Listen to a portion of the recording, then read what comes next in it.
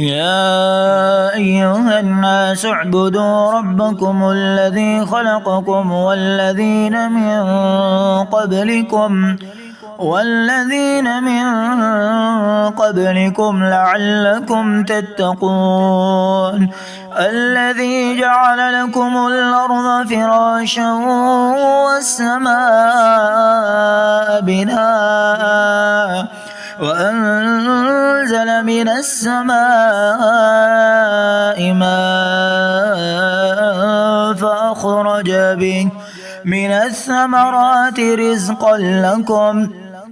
فلا تجعلوا لله أندادا وأنتم تعلمون وإن كنتم في ريب مما نزلنا على عبدنا فأتوا بسورة من مثله وادعوا شهداءكم من دون الله إن كنتم صادقين فإن لم تفعلوا ولن تفعلوا فاتقوا النار التي وقودها الناس والحجارة أعدت للكافرين وبشر الذين آمنوا وعملوا الصالحات أن لهم جنات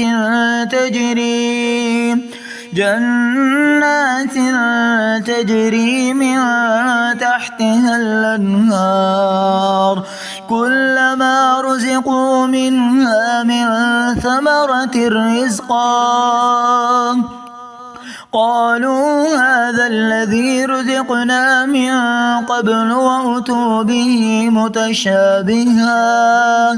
ولهم فيها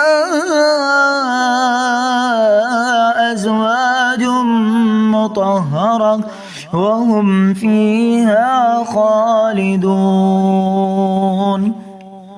إن الله لا يستحيي أن يضرب مثلا ما بعوضة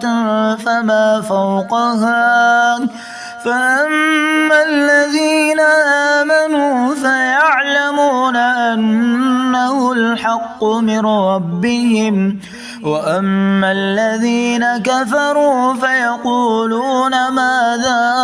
أراد الله بهذا مثلا يضل به كثيرا ويهدي به كثيرا وما يضل به إلا الفاسقين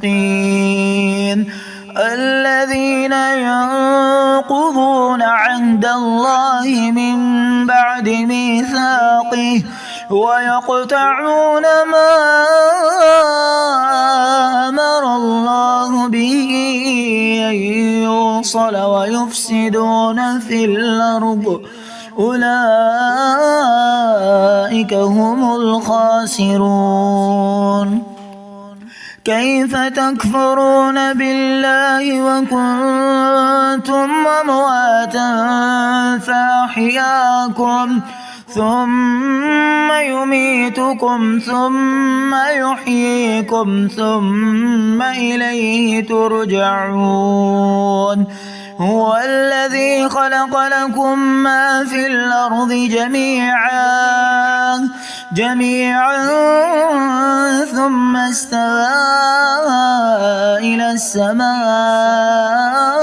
فسواهن 7 سماوات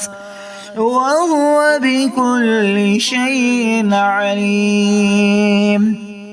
وإذ قال ربك للملائكة إني جاعل في الأرض خليفة قالوا وتجعل فيها من يفسد فيها ويسفك الدماء ونحن نسبح بحمدك ونقدس لك قال إني أعلم ما لا تعلمون